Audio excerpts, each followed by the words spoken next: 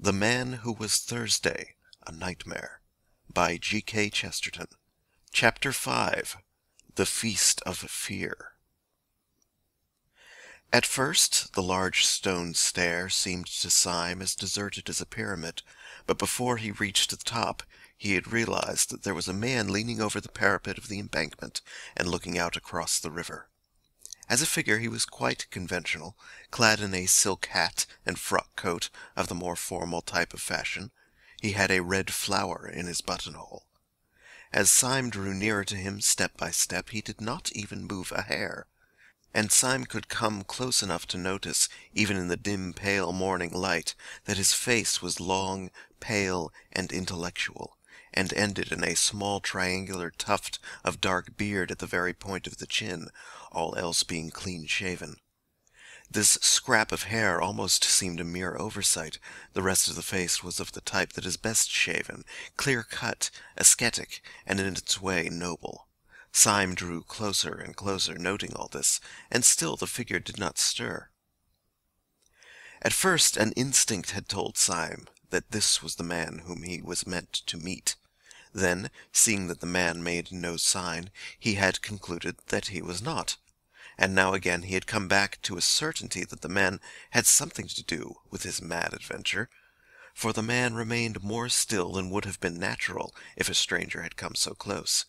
He was as motionless as a waxwork, and got on the nerves, somewhat in the same way. Syme looked again and again at the pale, dignified and delicate face, and the face still looked blankly across the river. Then he took out of his pocket the note from Buttons proving his election, and put it before that sad and beautiful face. Then the man smiled, and his smile was a shock, for it was all on one side, going up in the right cheek and down in the left. There was nothing, rationally speaking, to scare anyone about this. Many people have this nervous trick of a crooked smile, and in many it is even attractive. But in all Syme's circumstances, with the dark dawn and the deadly errand, and the loneliness on the great dripping stones, there was something unnerving in it. There was the silent river and the silent man, a man of even classic face. And there was the last nightmare touch, that his smile suddenly went wrong. The spasm of smile was instantaneous, and the man's face dropped at once into its harmonious melancholy. He spoke without further explanation or inquiry, like a man speaking to an old colleague. "If we walk up towards Leicester Square," he said, "we shall just be in time for breakfast. Sunday always insists on an early breakfast. Have you had any sleep?" "No," said Syme. "Nor have I," answered the man in an ordinary tone. "I shall try to get to bed after breakfast." He spoke with casual civility, but in an utterly dead voice that contradicted the fanaticism of his face. It seemed almost as if all friendly words were to him lifeless conveniences, and that his only life was hate. After a pause the man spoke again. "Of course the secretary of the branch told you everything that can be told, but the one thing that can never be told is the last notion of the president, for his notions grow like a tropical forest. So in case you don't know, I'd better tell you that he is carrying out his notion of concealing ourselves by not concealing ourselves to the most extraordinary lengths just now. Originally, of course, we met in a cell underground, just as your branch does. Then Sunday made us take a private room at an ordinary restaurant. He said that if you didn't seem to be hiding, nobody hunted you out. Well, he is the only man on earth, I know, but sometimes I really think that his huge brain is going a little mad in its old age. For now we flaunt ourselves before the public. We have our breakfast on a balcony, if you please, overlooking Leicester Square." "And what do the people say?" asked Syme. "It's quite simple what they say," answered his guide. "They say we are a lot of jolly gentlemen who pretend they are anarchists." "It seems to me a very clever idea," said Syme. "Clever! God blast your impudence, clever!" cried out the other in a sudden, shrill voice, which was as startling and discordant as his crooked smile. When you've seen Sunday for a split second, you'll leave off calling him clever." With this they emerged out of a narrow street and saw the early sunlight filling Leicester Square. It will never be known, I suppose, why this square itself should look so alien and in some ways so continental. It will never be known whether it was the foreign look that attracted the foreigners, or the foreigners who gave it the foreign look. But on this particular morning the effect seemed singularly bright and clear. Between the open square and the sunlit leaves and the statue and the Saracenic outlines of the Alhambra, it looked the replica of some French or even Spanish public place. And this effect increased in Syme the sensation, which in many shapes he had had through the whole adventure, the eerie sensation of having strayed into a new world. As a fact, he had bought bad cigars around Leicester Square ever since he was a boy, but as he turned that corner and saw the trees and the Moorish cupolas, he could have sworn that he was turning into an unknown place de something or other in some foreign town. At one corner of the square there projected a kind of angle of a prosperous but quiet hotel, the bulk of which belonged to a street behind. In the wall there was one large French window, probably the window of a large coffee-room, and outside this window, almost literally overhanging the square, was a formidably buttressed balcony, big enough to contain a dining table. In fact, it did contain a dining table, or more strictly a breakfast table. And round the breakfast table, glowing in the sunlight and evident to the street, were a group of noisy and talkative men, all dressed in the insolence of fashion, with white waistcoats and expensive buttonholes. Some of their jokes could almost be heard across the square. Then the grave secretary gave his unnatural smile, and Syme knew that this boisterous breakfast party was the secret conclave of the European dynamiters. Then, as Syme continued to stare at them, he saw something that he had not seen before. He had not seen it literally because it was too large to see. At the nearest end of the balcony, blocking up a great part of the perspective, was the back of a great mountain of a man. When Syme had seen him, his first thought was that the weight of him must break down the balcony of stone. His vastness did not lie only in the fact that he was abnormally tall and quite incredibly fat. This man was planned enormously in his original proportions, like a statue carved deliberately as colossal. His head, crowned with white hair, as seen from behind, looked bigger than a head ought to be. The ears that stood out from it looked larger than human ears. He was enlarged terribly to scale, and this sense of size was so staggering that when Syme saw him, all the other figures seemed quite suddenly to dwindle and become dwarfish. They were still sitting there as before, with their flowers and frock coats, but now it looked as if the big man was entertaining 5 children to tea. As Syme and the guide approached the side door of the hotel, a waiter came out smiling with every tooth in his head. "The gentlemen are up there, sir," he said. "They do talk, and they do laugh at what they talk. They do say they will throw bombs at the king." And the waiter hurried away with a napkin over his arm, much pleased with the singular frivolity of the gentleman upstairs. The 2 men mounted the stairs in silence. Syme had never thought of asking whether the monstrous man who almost filled and broke the balcony was the great president of whom the others stood in awe. He knew it was so, with an unaccountable but instantaneous certainty. Syme indeed was one of those men who are open to all the more nameless psychological influences, in a degree a little dangerous to mental health. Utterly devoid of fear and physical dangers, he was a great deal too sensitive to the smell of spiritual evil. Twice already that night little unmeaning things had peeped out at him almost pruriently, and given him a sense of drawing nearer and nearer to the headquarters of hell. And this sense became overpowering as he drew nearer to the great president. The form it took was a childish and yet hateful fancy. As he walked across the inner room towards the balcony, the large face of Sunday grew larger and larger, and Syme was gripped with a fear that when he was quite close the face would be too big to be possible, and that he would scream aloud. He remembered that as a child he would not look at the mask of Memnon in the British Museum because it was a face, and so large.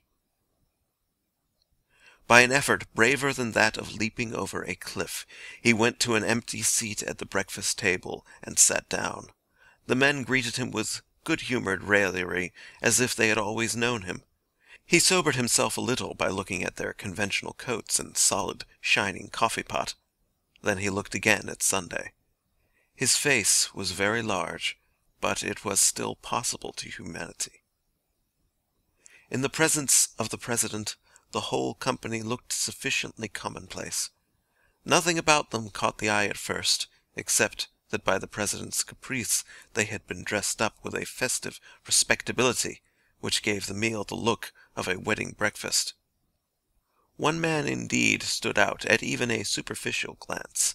He at least was the common or garden dynamiter. He wore indeed the high white collar and satin tie that were the uniform of the occasion. But out of this collar there sprang ahead, quite unmanageable and quite unmistakable, a bewildering bush of brown hair and beard that almost obscured the eyes like those of a Skye terrier. But the eyes did look out of the tangle, and they were the sad eyes of some Russian serf. The effect of this figure was not terrible, like that of the President, but it had every diablerie that can come from the utterly grotesque. If out of that stiff tie and collar there had come abruptly the head of a cat or a dog, it could not have been a more idiotic contrast. The man's name, it seemed, was Gogol. He was a Pole, and in this circle of days he was called Tuesday.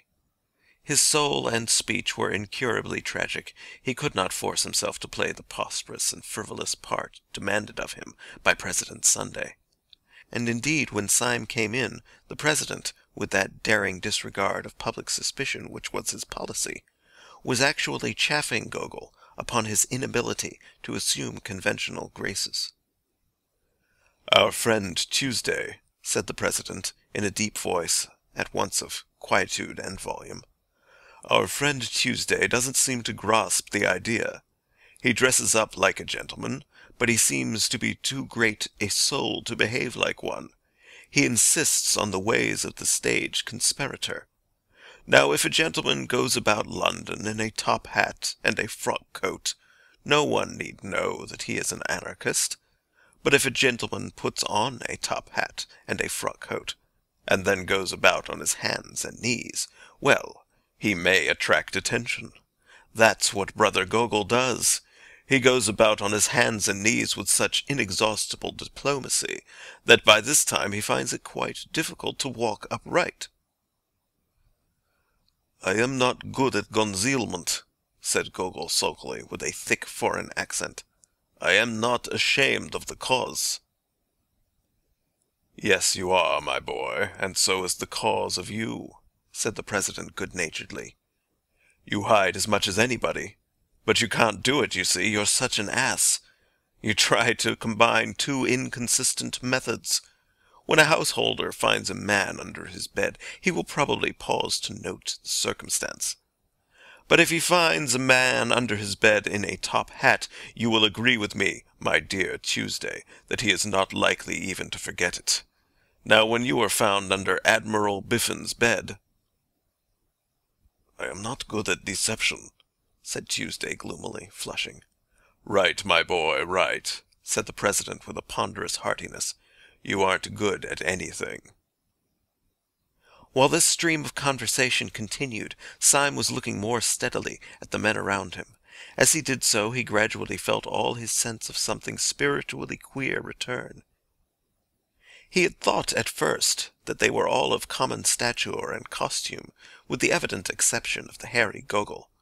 But as he looked at the others, he began to see in each of them exactly what he had seen in the man by the river, a demoniac detail somewhere.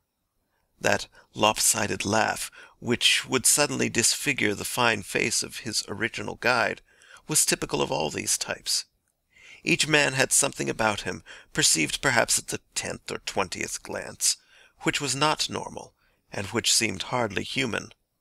The only metaphor he could think of was this, that they all looked as men of fashion and presence would look, with the additional twist given in a false and curved mirror. Only the individual examples will express this half-concealed eccentricity. Syme's original cicerone bore the title of Monday.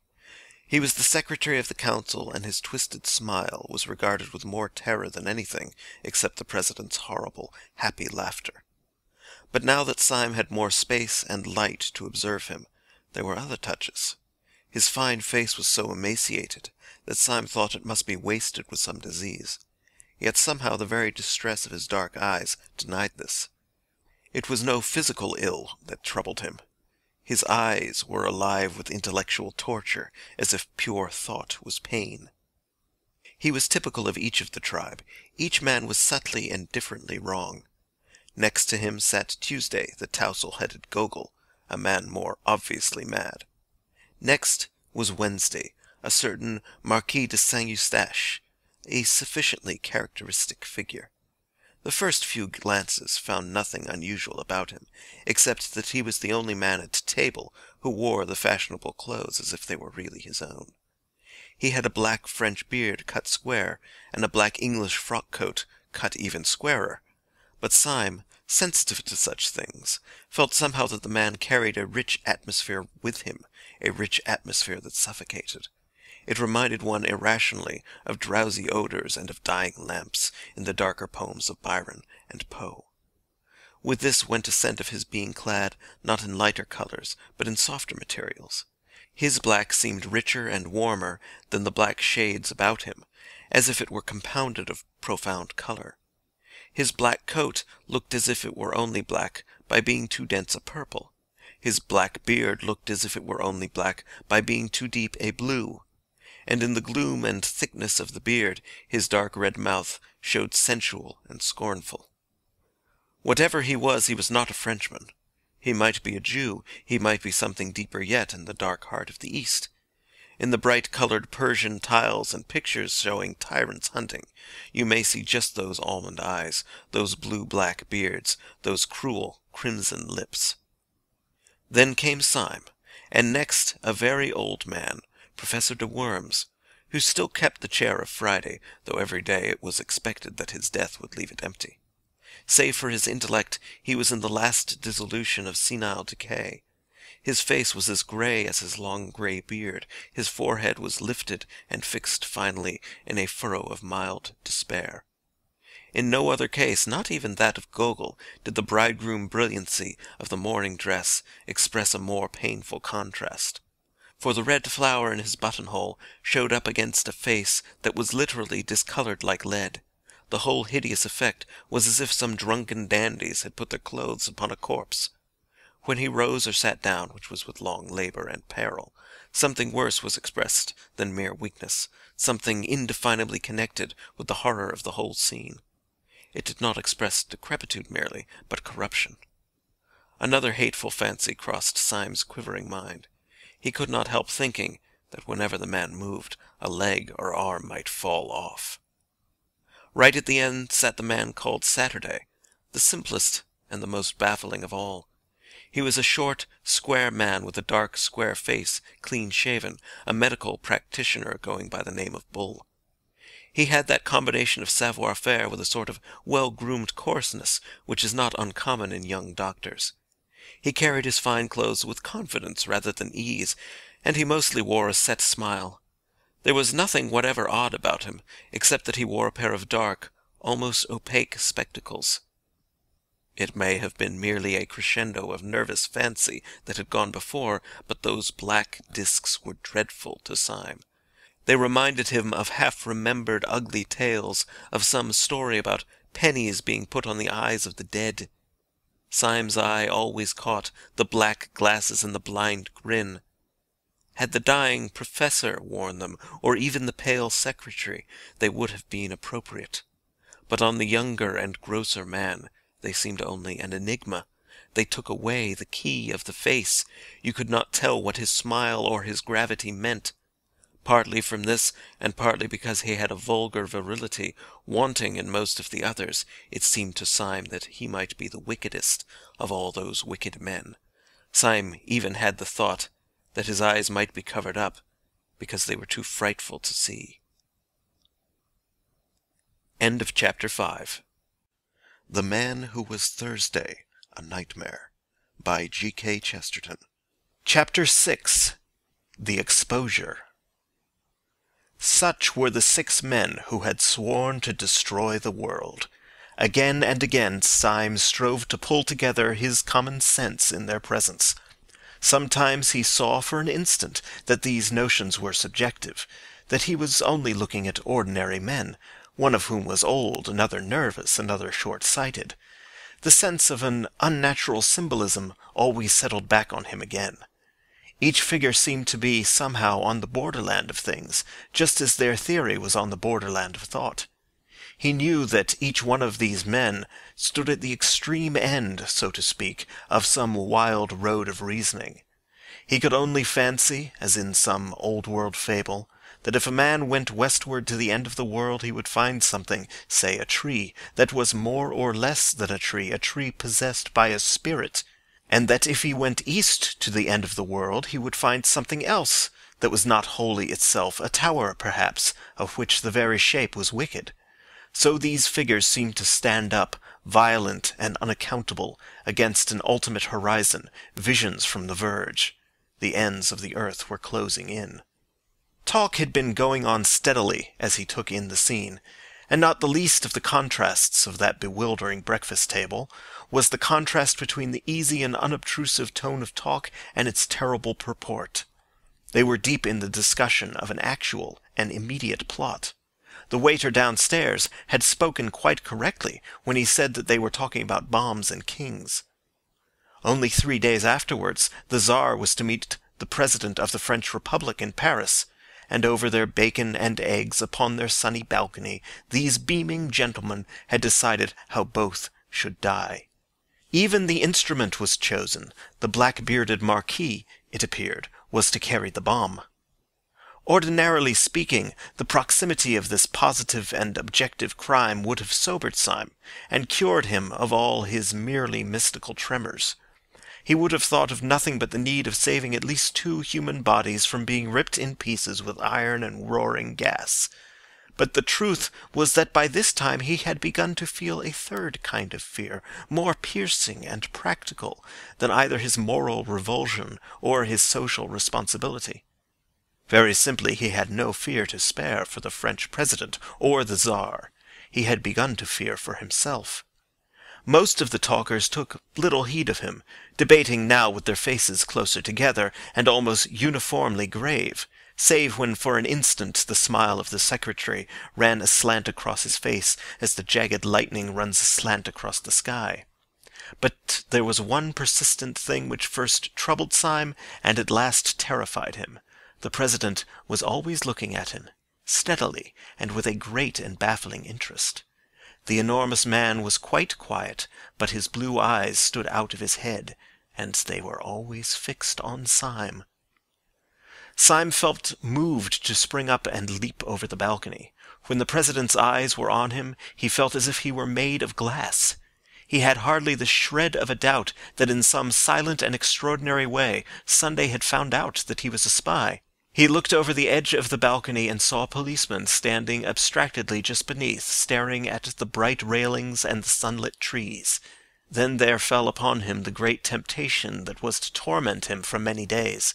In the presence of these powerful and repulsive men, who were the princes of anarchy, he had almost forgotten the frail and fanciful figure of the poet Gregory, the mere aesthete of anarchism. He even thought of him now with an old kindness, as if they had played together when children. But he remembered that he was still tied to Gregory by a great promise.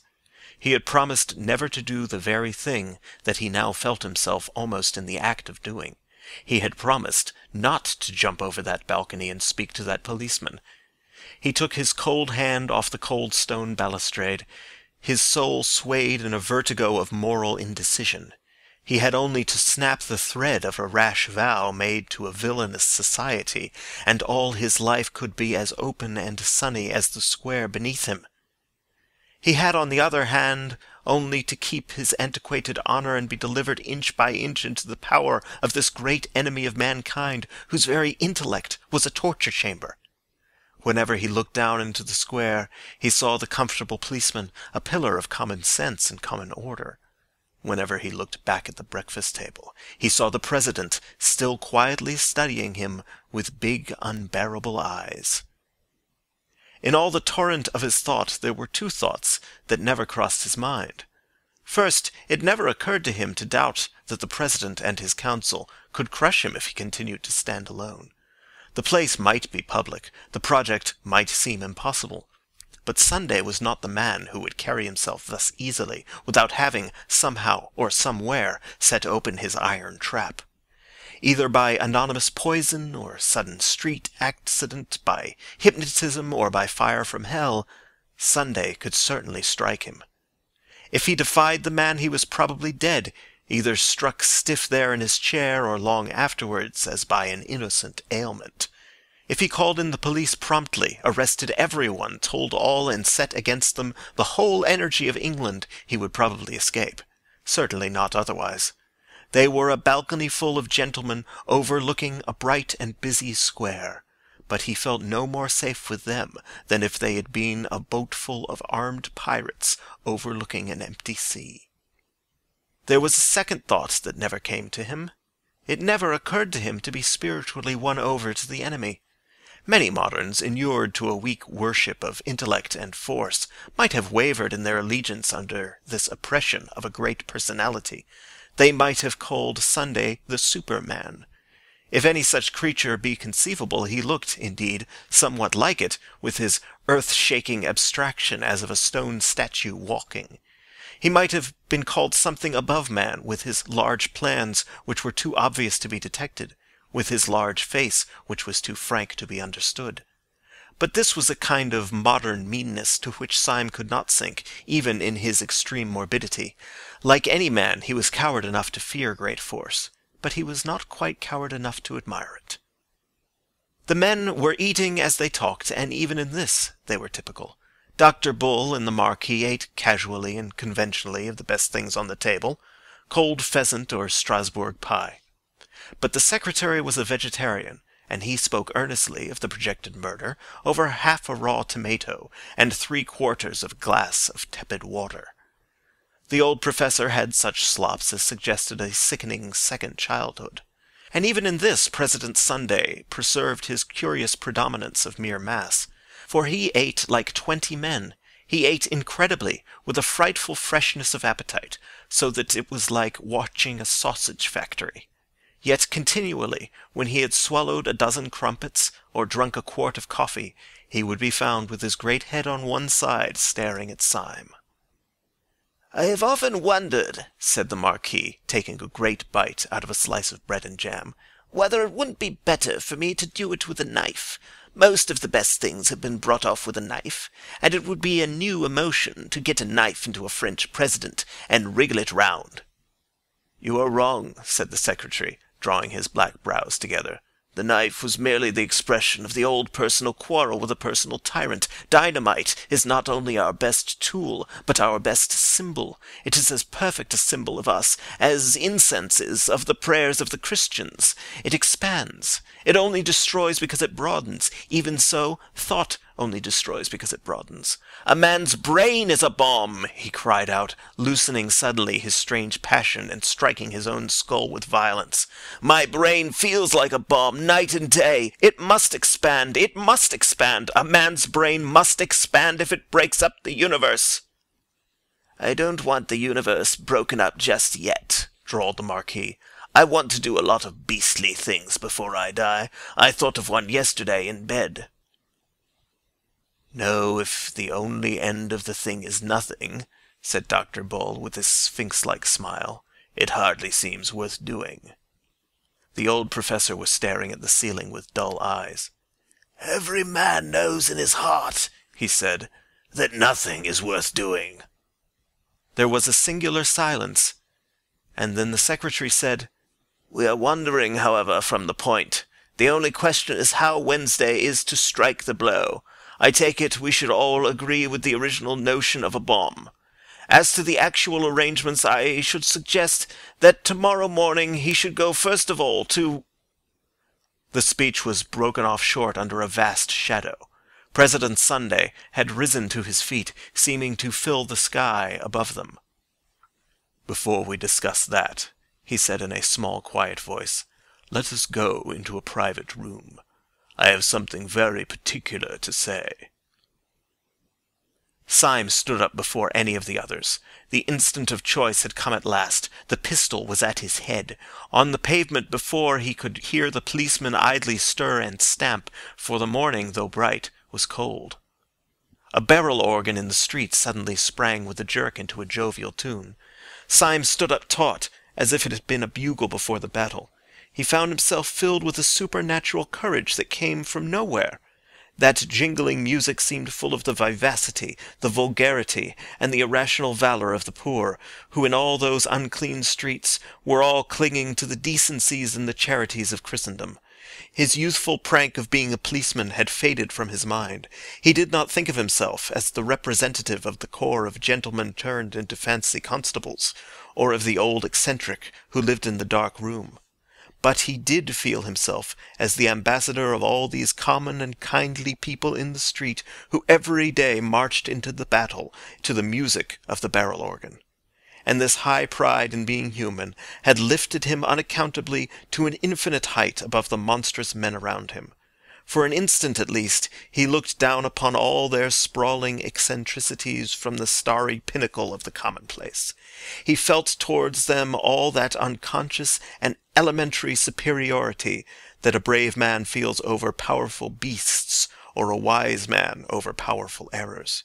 He knew that he had neither the intellectual nor the physical strength of President Sunday, but in that moment he minded it no more than the fact that he had not the muscles of a tiger or a horn on his nose like a rhinoceros. All was swallowed up in an ultimate certainty that the President was wrong and that the barrel organ was right. There clanged in his mind that unanswerable and terrible truism in the Song of Roland: "Païens ont peur et chrétiens ont droit," which in the old nasal French has the clang and groan of great iron. This liberation of his spirit from the load of his weakness went with a quite clear decision to embrace death. If the people of the barrel organ could keep their old world obligations, so could he. This very pride in keeping his word was that he was keeping it to miscreants. It was his last triumph over these lunatics, to go down into their dark room and die for something that they could not even understand. The barrel organ seemed to give the marching tune with the energy and the mingled noises of a whole orchestra, and he could hear deep and rolling, under all the trumpets of the pride of life, the drums of the pride of death. The conspirators were already filing through the open window and into the rooms behind. Syme went last, outwardly calm, but with all his brain and body throbbing with romantic rhythm. The President led them down an irregular side stair, such as might be used by servants, and into a dim, cold, empty room, with a table and benches, like an abandoned boardroom. When they were all in, he closed and locked the door. The first to speak was Gogol, the irreconcilable, who seemed bursting with inarticulate grievance. "So, he cried, with an obscure excitement, his heavy Polish accent becoming almost impenetrable. "You say you not hide. You say you show himself. It is on nothings. When you want talk important, you run yourselves in a dark box." The President seemed to take the foreigner's incoherent satire with entire good humour. "You can't get hold of it yet, Gogol," he said in a fatherly way. "When once they have heard us talking nonsense on that balcony, they will not care where we go afterwards. If we had come here first, we should have had the whole staff at the keyhole. You don't seem to know anything about mankind." "I die for them," cried the Pole in thick excitement, "and I slay their oppressors. I care not for these games of concealment. I would smite the tyrant in the open square." I see, said the President, nodding kindly as he seated himself at the top of a long table. "You die for mankind first, and then you get up and smite their oppressors, so that's all right. And now may I ask you to control your beautiful sentiments and sit down with the other gentlemen at this table. For the first time this morning something intelligent is going to be said." Syme, with the perturbed promptitude he had shown since the original summons, sat down first. Gogol sat down last, grumbling in his brown beard about compromise. No one except Syme seemed to have any notion of the blow that was about to fall. As for him, he had merely the feeling of a man mounting the scaffold with the intention, at any rate, of making a good speech. "Comrades," said the President, suddenly rising, "we have spun out this farce long enough. I have called you down here to tell you so simple and shocking that even the waiters upstairs, long inured to our levities, might hear some new seriousness in my voice. Comrades, we were discussing plans and naming places. I propose, before saying anything else, that those plans and places should not be voted by this meeting, but should be left wholly in the control of some one reliable member. I suggest Comrade Saturday, Dr. Bull." They all stared at him. Then they all started in their seats, for the next words, though not loud, had a living and sensational emphasis. Sunday struck the table. "Not one word more about the plans and places must be said at this meeting. Not one tiny detail more about what we mean to do must be mentioned in this company." Sunday had spent his life in astonishing his followers, but it seemed as if he had never really astonished them until now. They all moved feverishly in their seats, except Syme. He sat stiff in his, with his hand in his pocket and on the handle of his loaded revolver. When the attack on him came, he would sell his life dear. He would find out at least if the President was mortal. Sunday went on smoothly. "You will probably understand that there is only one possible motive for forbidding free speech at this festival of freedom. Strangers overhearing us matters nothing. They assume that we are joking. But what would matter, even unto death, is this, that there should be one actually among us who is not of us, who knows our grave purpose, but does not share it, who—" The secretary screamed out suddenly like a woman. "It can't be!" he cried, leaping. "There can't—" The President flapped his large flat hand on the table like the fin of some huge fish. "Yes," he said slowly. "There is a spy in this room. There is a traitor at this table. I will waste no more words. His name—" Syme half rose from his seat, his finger firm on the trigger. "His name is Gogol," said the President. "He is that hairy humbug over there who pretends to be a Pole." Gogol sprang to his feet, a pistol in each hand. With the same flash, 3 men sprang at his throat. Even the Professor made an effort to rise. But Syme saw little of the scene, for he was blinded with a beneficent darkness. He had sunk down into his seat shuddering, in a palsy of passionate relief. End of Chapter 6. Chapter 7.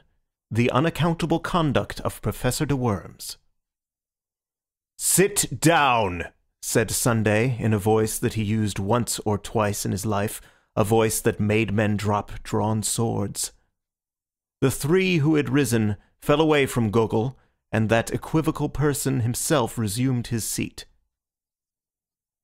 "Well, my man," said the President briskly, addressing him as one addresses a total stranger, "will you oblige me by putting your hand in your upper waistcoat pocket and showing me what you have there?" The alleged Pole was a little pale under his tangle of dark hair, but he put 2 fingers into the pocket with apparent coolness and pulled out a blue strip of card.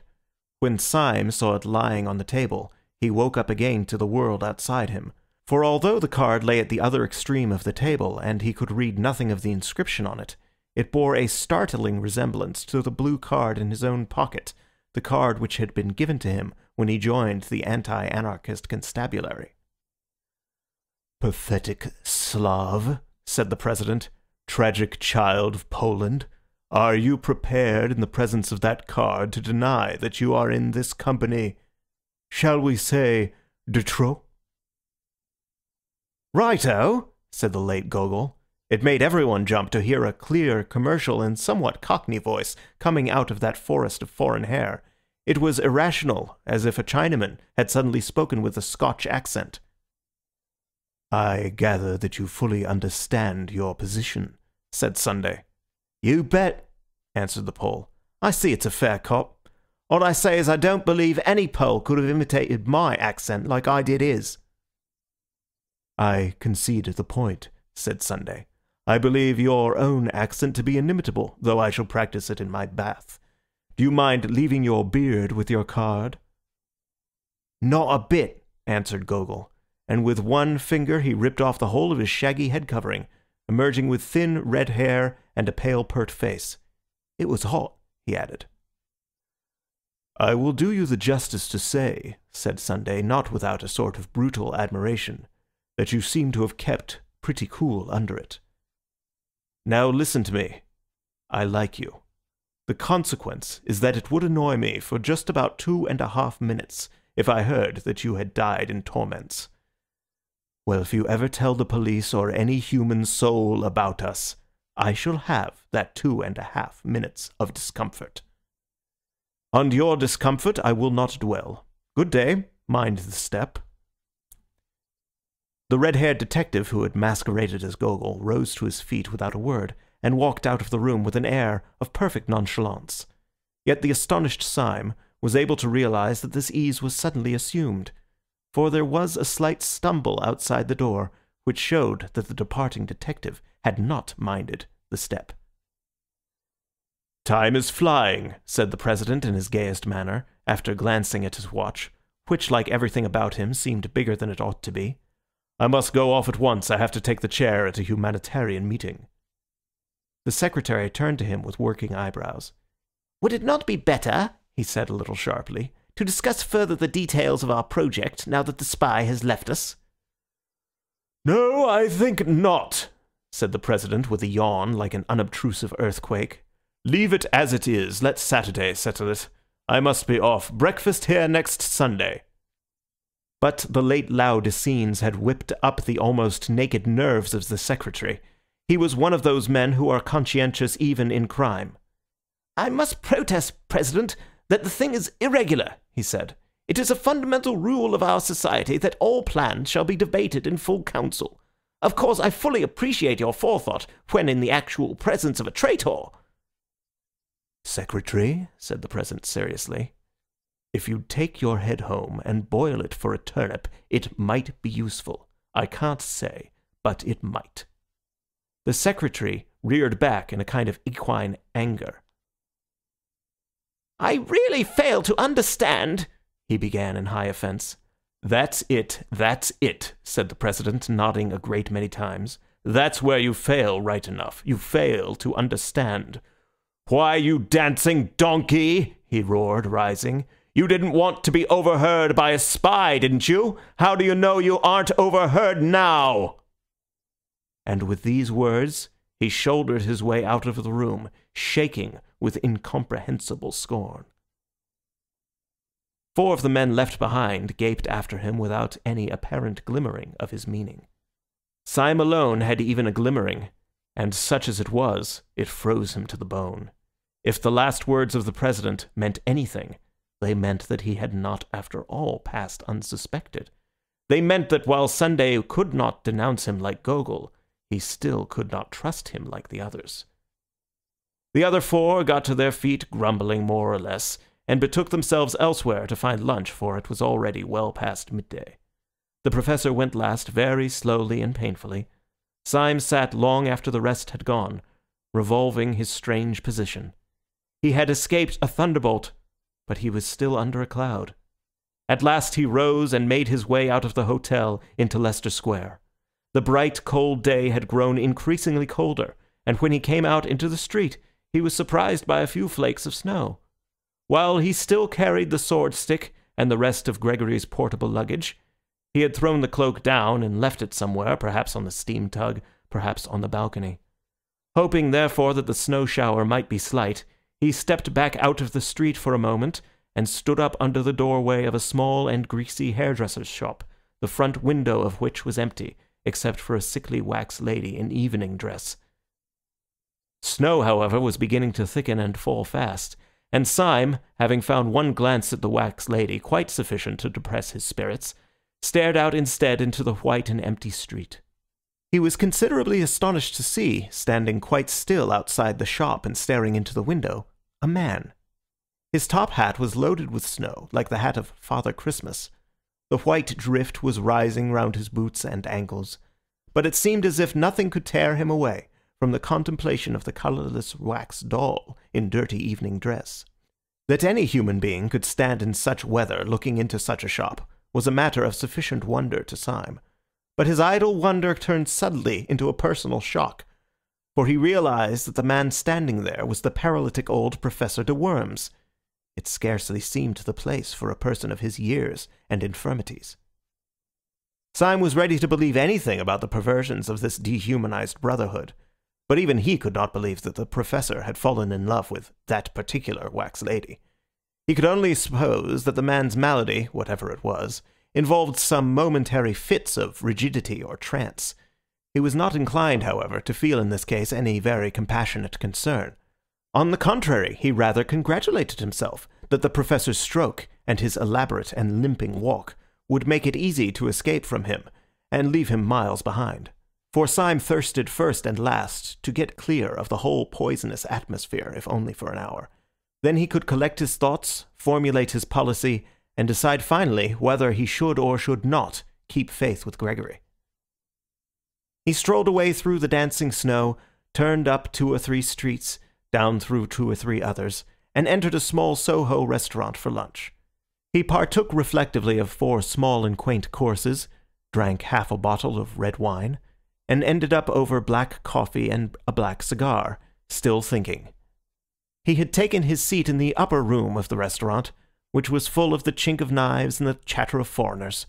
He remembered that in old days he'd imagined that all these harmless and kindly aliens were anarchists. He shuddered, remembering the real thing. But even the shudder had the delightful shame of escape. The wine, the common food, the familiar place, the faces of natural and talkative men, made him almost feel as if the Council of the 7 Days had been a bad dream. And although he knew it was nevertheless an objective reality, it was at least a distant one. Tall houses and populous streets lay between him and his last sight of the shameful 7.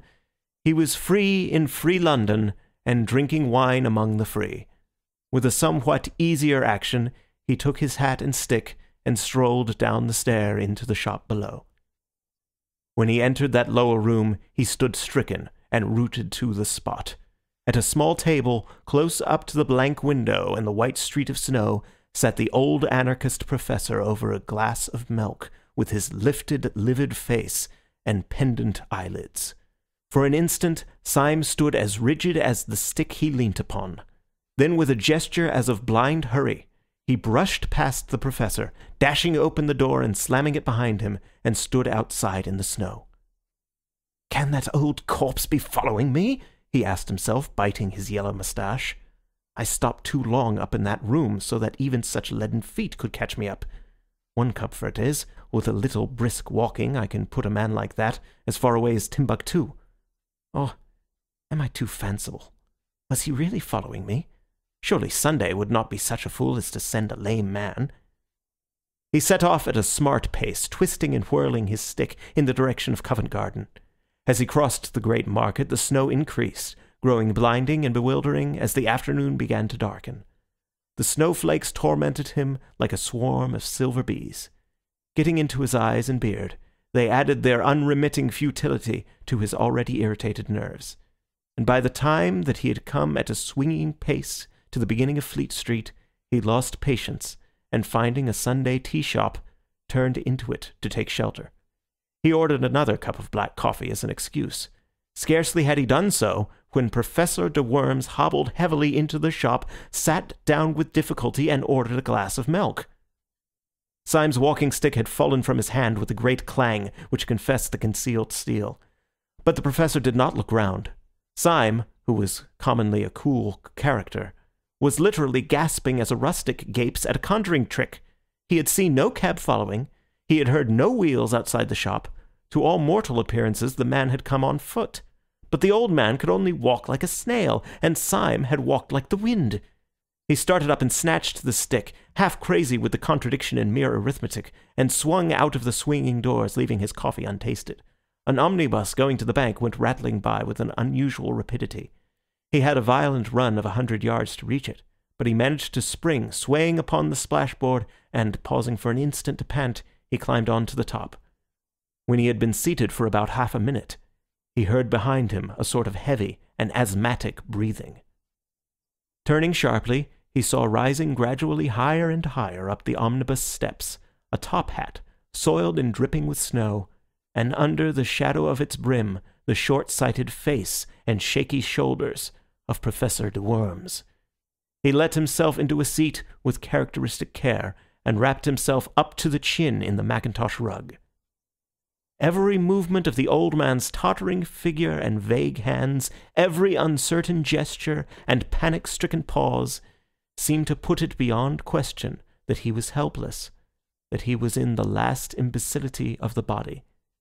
He moved by inches, he let himself down with little gasps of caution, and yet, unless the philosophical entities called time and space have no vestige even of a practical existence, it appeared quite unquestionable that he had run after the omnibus. Syme sprang erect upon the rocking car, and after staring wildly at the wintry sky that grew gloomier every moment, he ran down the steps.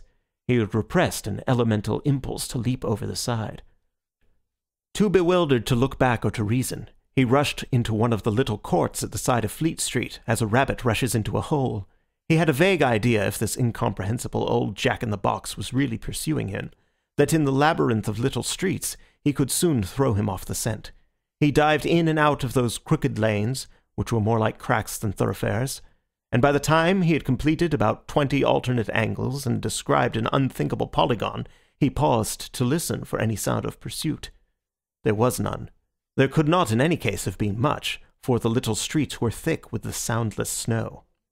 Somewhere behind Red Lion Court, however, he noticed a place where some energetic citizen had cleared away the snow for a space of about 20 yards, leaving the wet, glistening cobblestones. He thought little of this as he passed it, only plunging into yet another arm of the maze. But when a few 100 yards farther on, he stood still again to listen. His heart stood still also, for he heard from that space of rugged stones the clinking crutch and labouring feet of the infernal cripple. The sky above was loaded with the clouds of snow, leaving London in a darkness and oppression premature for that hour of the evening. On each side of Syme the walls of the alley were blind and featureless. There was no little window or any kind of eave. He felt a new impulse to break out of this hive of houses, and to get once more into the open and lamplit street. Yet he rambled and dodged for a long time before he struck the main thoroughfare. When he did so, he struck it much farther up than he had fancied. He came out into what seemed the vast and void of Ludgate Circus, and saw St. Paul's Cathedral sitting in the sky. At first he was startled to find these great roads so empty, as if a pestilence had swept through the city. Then he told himself that some degree of emptiness was natural, first because the snowstorm was even dangerously deep, and secondly because it was Sunday. And at the very word Sunday he bit his lip. The word was henceforth for hire like some indecent pun. Under the white fog of snow high up in the heaven, the whole atmosphere of the city was turned to a very queer kind of green twilight, as of men under the sea.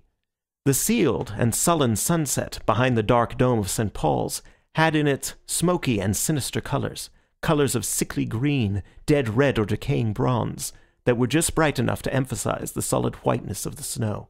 But right up against those dreary colours rose the black bulk of the cathedral, and upon the top of the cathedral was a random splash and great stain of snow, still clinging as to an alpine peak.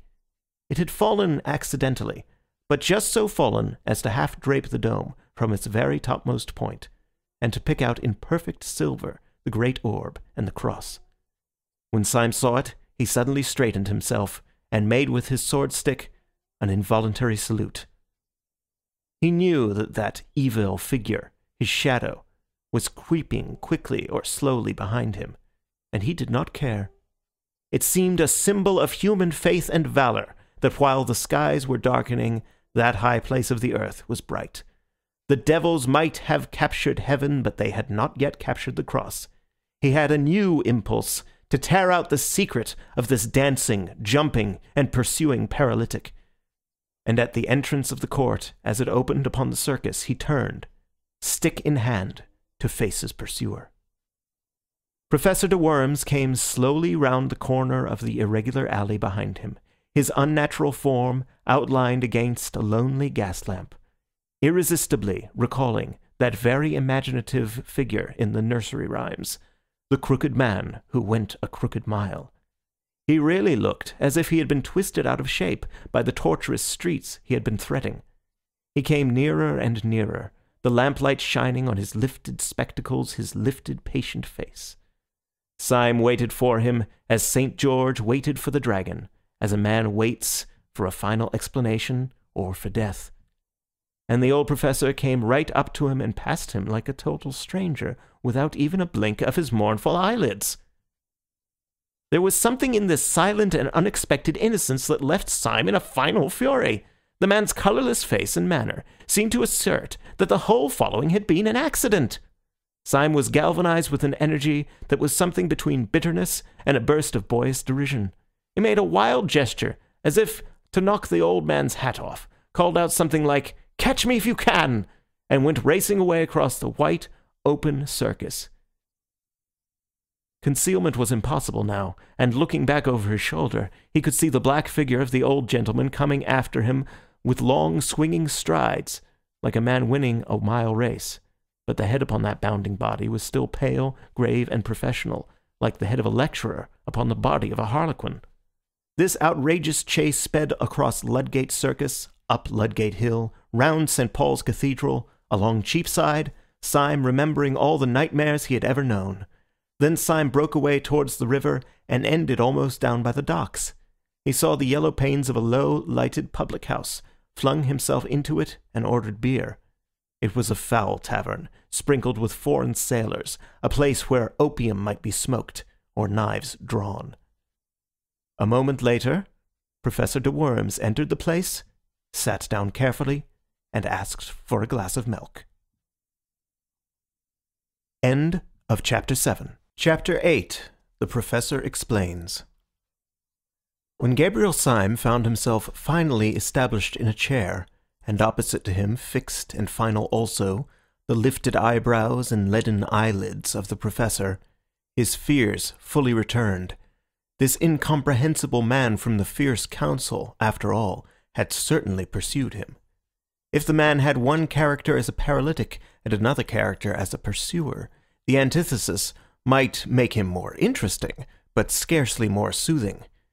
It would be a very small comfort that he could not find the professor out, if by some serious accident the professor should find him out. He emptied a whole pewter pot of ale before the professor had touched his milk. One possibility, however, kept him hopeful and yet helpless. It was just possible that this escapade signified something other than even a slight suspicion of him. Perhaps it was some regular form or sign. Perhaps the foolish scamper was some sort of friendly signal that he ought to have understood. Perhaps it was a ritual. Perhaps the new Thursday was always chased along Cheapside, as the new Lord Mayor is always escorted along it. He was just selecting a tentative inquiry when the old professor opposite suddenly and simply cut him short. Before Syme could ask the first diplomatic question, the old anarchist had asked suddenly, without any sort of preparation, "Are you a policeman?" Whatever else Syme had expected, he had never expected anything so brutal and actual as this. Even his great presence of mind could only manage a reply with an air of rather blundering jocularity. "A policeman," he said, laughing vaguely. "Whatever made you think of a policeman in connection with me?" "The process was simple enough," answered the professor patiently. "I thought you looked like a policeman. I think so now." "Did I take a policeman's hat by mistake out of the restaurant?" asked Syme, smiling wildly. "Have I by any chance got a number stuck on me somewhere? Have my boots got that watchful look? Why must I be a policeman? Do let me be a postman." The old professor shook his head with a gravity that gave no hope, but Syme ran on with a feverish irony. "But perhaps I misunderstood the delicacies of your German philosophy. Perhaps policeman is a relative term. In an evolutionary sense, sir, the ape fades so gradually into the policeman that I myself can never detect the shade. The monkey is only the policeman that may be. Perhaps a maiden lady on Clapham Common is only the policeman that might have been. I don't mind being the policeman that might have been. I don't mind being anything in German thought." "Are you in the police service?" said the old man, ignoring all Syme's improvised and desperate raillery. "Are you a detective?" Syme's heart turned to stone, but his face never changed. "Your suggestion is ridiculous," he began. "Why on earth—" The old man struck his palsied hand passionately on the rickety table, nearly breaking it. "Do you hear me ask a plain question, you pattering spy?" he shrieked in a high, crazy voice. "Are you or are you not a police detective?" "No," answered Syme, like a man standing on the hangman's drop. "You swear it," said the old man, leaning across to him, his dead face becoming, as it were, loathsomely alive. "You swear it! You swear it! If you swear falsely, will you be damned? Will you be sure that the devil dances at your funeral? Will you see that the nightmare sits on your grave? Will there really be no mistake? You are an anarchist? You are a dynamiter? Above all, you are not in any sense a detective. You are not in the British police." He leant his angular elbow far across the table and put up his large loose hand like a flap to his ear. "I am not in the British police," said Syme with insane calm. Professor de Worms fell back in his chair with a curious air of kindly collapse. "That's a pity," he said, "because I am." Syme sprang up straight, sending back the bench behind him with a crash. "Because you're what?" he said thickly. "You are what?"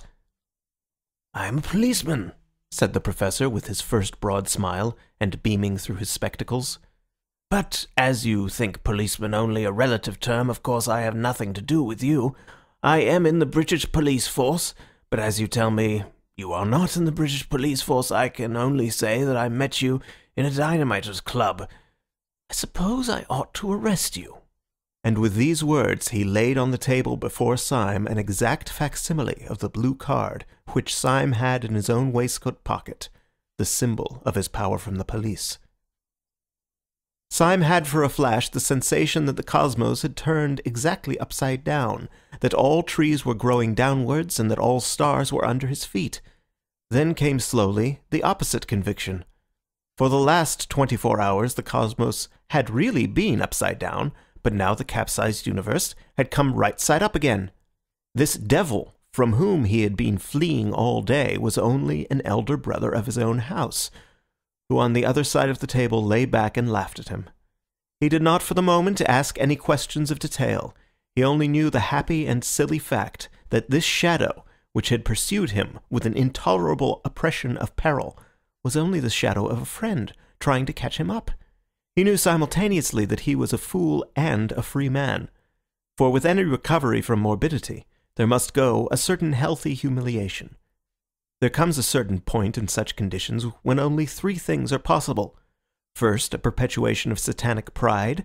Secondly, tears. And third, laughter.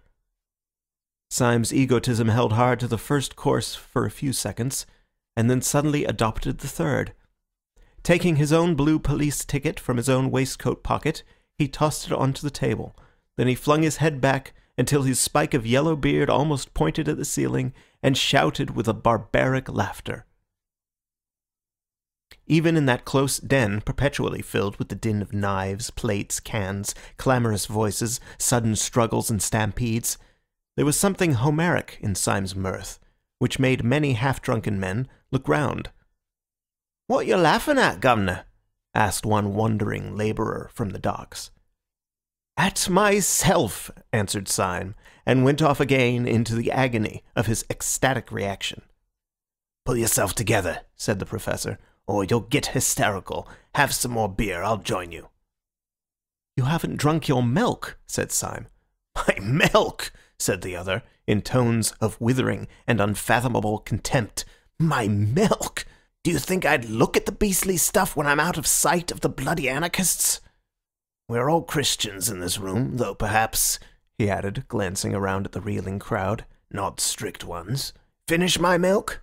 Great blazes! Yes, I'll finish it right enough." And he knocked the tumbler off the table, making a crash of glass and a splash of silver fluid. Syme was staring at him with a happy curiosity. "I understand now," he cried. "Of course, you're not an old man at all." "I can't take my face off here," replied Professor de Worms. "It's rather an elaborate make-up. As to whether I'm an old man, that's not for me to say. I was 38 last birthday." "Yes, but I mean," said Syme impatiently, "there's nothing the matter with you." "Yes," answered the other dispassionately, "I am subject to colds." Syme's laughter at all this had about it a wild weakness of relief. He laughed at the idea of the paralytic professor being really a young actor dressed up as if for the footlights, but he felt that he would have laughed as loudly if a pepper pot had fallen over. The false professor drank and wiped his false beard. "Did you know," he asked, "that man Gogol was one of us?" "I? No, I didn't know it," answered Syme in some surprise. "But didn't you?" "I knew no more than the dead," replied the man who called himself de Worms. "I thought the president was talking about me, and I rattled in my boots." "And I thought he was talking about me," said Syme with his rather reckless laughter. "I had my hand on my revolver all the time." "So had I," said the professor grimly. "So had Gogol, evidently." Syme struck the table with an exclamation. "Why, there were 3 of us there," he cried. 3 out of 7 is a fighting number. If we had only known that we were 3. The face of Professor de Worms darkened, and he did not look up. "We were 3, he said. "If we had been 300, we could still have done nothing." "Not if we were 300 against 4? asked Syme, jeering rather boisterously. "No," said the professor with sobriety. "Not if we were 300 against Sunday." And the mere name struck Syme cold and serious. His laughter had died in his heart before it could die on his lips. The face of the unforgettable president sprang into his mind as startling as a colored photograph, and he remarked this difference between Sunday and all his satellites, that their faces, however fierce or sinister, became gradually blurred by memory like other human faces, whereas Sunday's seemed almost to grow more actual during absence, as if a man's painted portrait should slowly come alive. They were both silent for a measure of moments, and then Syme's speech came with a rush, like the sudden foaming of champagne. "Professor," he cried, "it is intolerable. Are you afraid of this man?" The professor lifted his heavy lids, and gazed at Syme with large, wide-open blue eyes of an almost ethereal honesty. "Yes, I am," he said mildly. "So are you." Syme was dumb for an instant. Then he rose to his feet erect, like an insulted man, and thrust the chair away from him. "Yes," he said in a voice indescribable, "you are right. I am afraid of him. Therefore I swear by God that I will seek out this man who I fear until I find him and strike him on the mouth. If heaven were his throne and the earth his footstool, I swear that I would pull him down." "How?" asked the staring professor. "Why?" "Because I am afraid of him," said Syme, "and no man should leave in the universe anything of which he is afraid." De Worms blinked at him with a sort of blind wonder. He made an effort to speak, but Syme went on in a low voice, but with an undercurrent of inhuman exultation. "Who would condescend to strike down the mere things that he does not fear? Who would debase himself to be merely brave, like any common prize fighter? Who would stoop to be fearless, like a tree? Fight the thing that you fear. You remember the old tale of the English clergyman who gave the last rites to the brigand of Sicily, and how on his deathbed the great robber said, 'I can give you no money, but I can give you advice for a lifetime. Your thumb on the blade and strike upwards.' So I say to you, strike upwards if you strike at the stars." The other looked at the ceiling, one of the tricks of his pose. "Sunday is a fixed star," he said. "You shall see him a falling star," said Syme, and put on his hat. The decision of his gesture drew the professor vaguely to his feet. "Have you any idea," he asked, with a sort of benevolent bewilderment, "exactly where you are going?" "Yes," replied Syme shortly. "I am going to prevent this bomb being thrown in Paris." "Have you any conception how?" inquired the other. "No," said Syme with equal decision. "You remember, of course," resumed the soi-disant de Worms, pulling his beard and looking out of the window, "that when we broke up rather hurriedly, the whole arrangements for the atrocity were left in the private hands of the Marquis and Dr. Bull. The Marquis is by this time probably crossing the Channel, but where he will go and what he will do, it is doubtful whether even the President knows. Certainly we don't know. The only man who does know is Dr. Bull." "Confound it!" cried Syme. "And we don't know where he is." "Yes," said the other, in his curious, absent-minded way.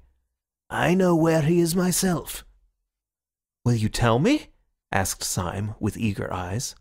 "I will take you there," said the professor, and took down his own hat from a peg. Syme stood looking at him with a sort of rigid excitement. "What do you mean?" he asked sharply. "Will you join me? Will you take the risk?" "Young man," said the professor pleasantly, "I am amused to observe that you think I am a coward. As to that, I will say only one word, and that shall be entirely in the manner of your own philosophical rhetoric.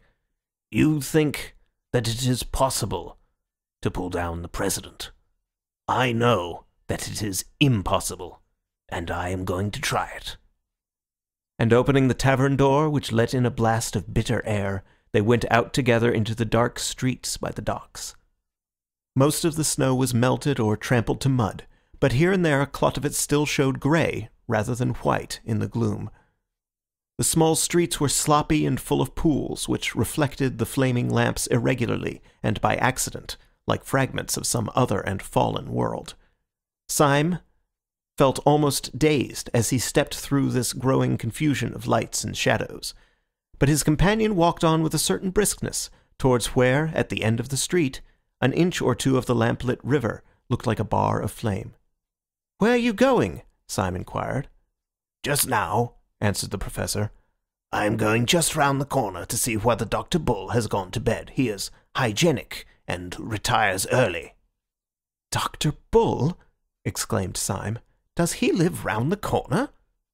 "No," answered his friend. "As a matter of fact, he lives some way off on the other side of the river, but we can tell from here whether he has gone to bed."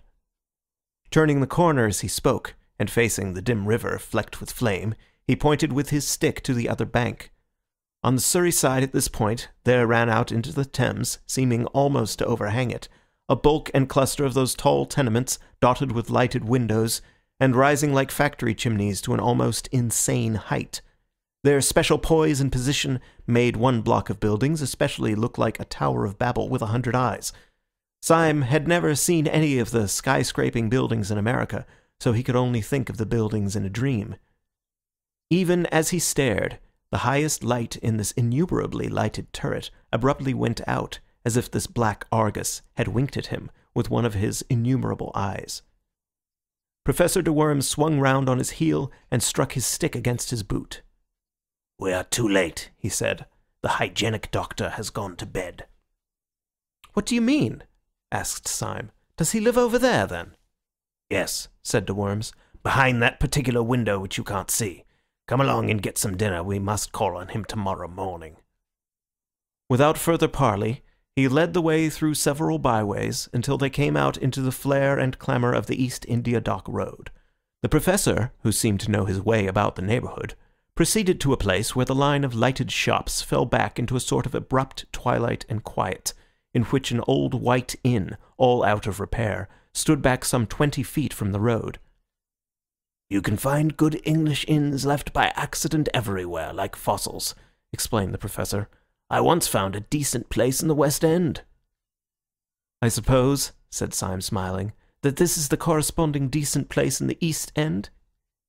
"It is," said the Professor reverently, and went in. In that place they dined and slept, both very thoroughly. The beans and bacon which these unaccountable people cooked well, the astonishing emergence of Burgundy from their cellars, crowned Syme's sense of a new comradeship and comfort. Through all this ordeal his root horror had been isolation, and there are no words to express the abyss between isolation and having one ally. It may be conceded to the mathematicians that 4 is twice 2, but 2 is not twice 1. 2 is 2,000 times 1. That is why, in spite of 100 disadvantages, the world will always return to monogamy. Syme was able to pour out for the first time the whole of his outrageous tale from the time when Gregory had taken him to the little tavern by the river. He did it idly and amply in a luxuriant monologue, as a man speaks with very old friends.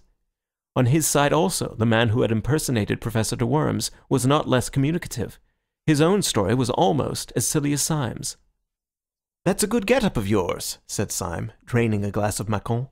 "A lot better than old Gogol's. Even at the start I thought he was a bit too hairy." "A difference of artistic theory," replied the Professor pensively. "Gogol was an idealist. He made up as the abstract or Platonic ideal of an anarchist. But I am a realist. I am a portrait painter. But, indeed, to say that I am a portrait painter is an inadequate expression. I am a portrait." "I don't understand you," said Syme. "I am a portrait," repeated the Professor. "I am a portrait of the celebrated Professor de Worms, who is, I believe, in Naples." "You mean you are made up like him," said Syme. "But doesn't he know that you are taking his nose in vain?" "He knows it right enough," replied his friend cheerfully. "Then why doesn't he denounce you?" "I have denounced him," answered the Professor. "Do explain yourself," said Syme. "With pleasure, if you don't mind hearing my story," replied the eminent foreign philosopher. "I am by profession an actor, and my name is Wilkes. When I was on the stage, I mixed with all sorts of bohemian and blackguard company. Sometimes I touched the edge of the turf, sometimes the riff-raff of the arts, and occasionally the political refugee. In some den of exiled dreamers, I was introduced to the great German nihilist philosopher, Professor de Worms. I did not gather much about him beyond his appearance, which was very disgusting, and which I studied carefully. I understood that he had proved that the destructive principle in the universe was God. Hence he insisted on the need for a furious and incessant energy, rending all things in pieces. Energy, he said, was the all. He was lame, short-sighted, and partially paralytic. When I met him, I was in a frivolous mood, and I disliked him so much that I resolved to imitate him. If I had been a draftsman, I would have drawn a caricature. I was only an actor. I could only act a caricature.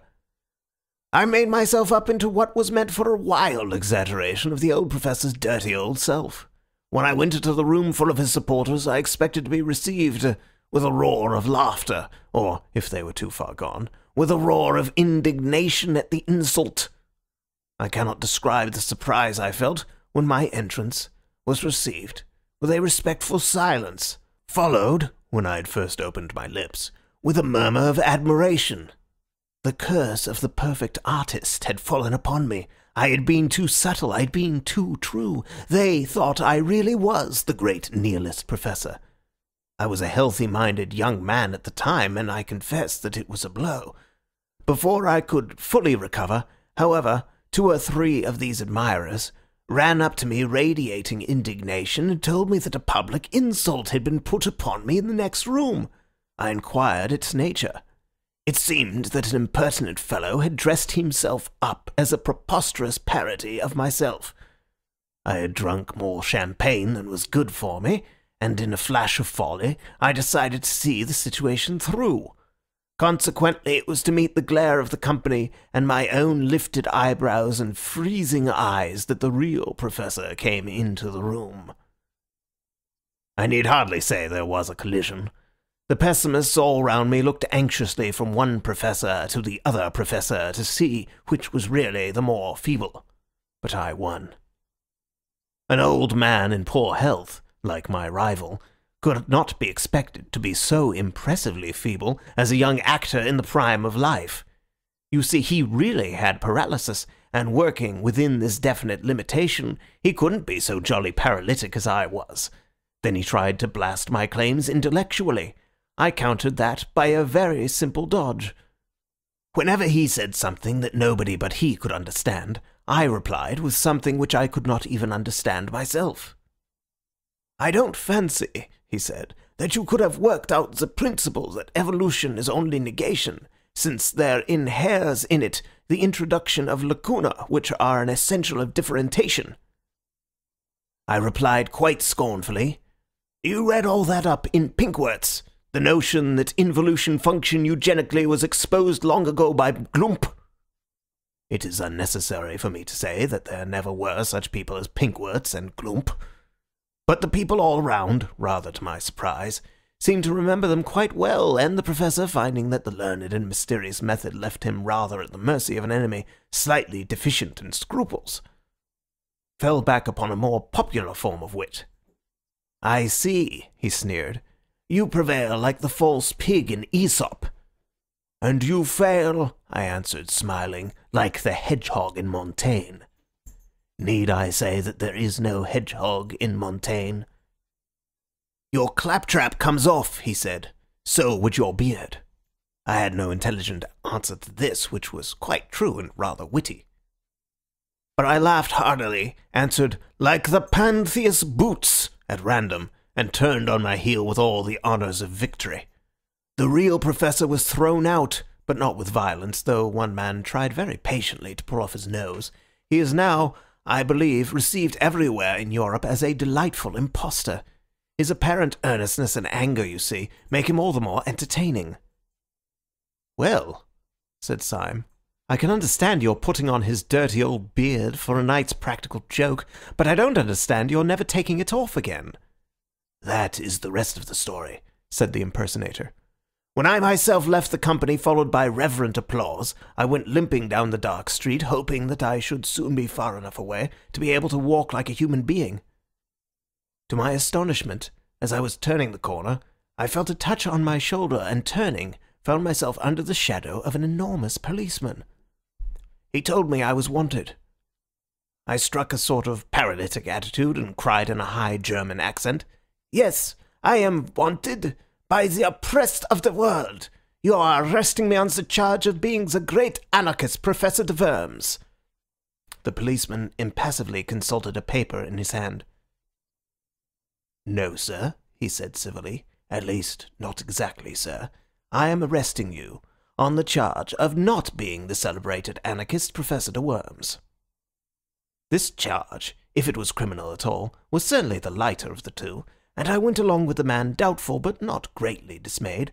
I was shown into a number of rooms, and eventually into the presence of a police officer, who explained that a serious campaign had been opened against the centres of anarchy, and that this, my successful masquerade, might be of considerable value to the public safety. He offered me a good salary and this little blue card. Though our conversation was short, he struck me as a man of very massive common sense and humour. But I cannot tell you much about him personally, because... Syme laid down his knife and fork. I know, he said, because you talked to him in a dark room. Professor de Worms nodded and drained his glass. End of chapter 8.